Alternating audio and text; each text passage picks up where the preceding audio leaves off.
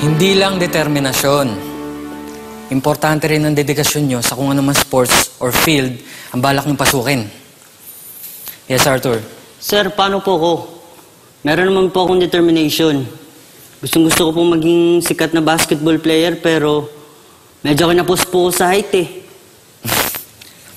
Arthur, mag-focus ka na lang kung ano yung meron ka. Hindi yung wala, kung anong wala ka. Siguro lahat naman kayo dito kilala si Senator Juan Flavier, di ba? Mula pagkabata niya, dumanas siya sa hirap.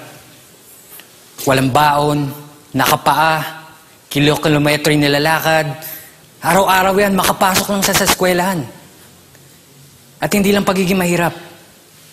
Siya rin ang pinakamaliit sa kanilang klase. Pero hindi naging hadlang yung kay Juan. Hindi naging hadlang yun para abutin niya ang kanyang pangarap at magsikap. Eh sino ba naman ang mag-aakala na ang dating pinakamaliit sa klaseng iyon ay magiging isang higante? Higante sa larangan ng kalusugan at politika. Isa lang naman ang ibig sabihin yan eh. Basta kilala natin ang ating sarili, basta kumpiyansa tayo sa ating kakayahan, wala na makakapigil sa atin para abutin at makuha lahat ng gusto natin. Teacher Mel, we need to talk.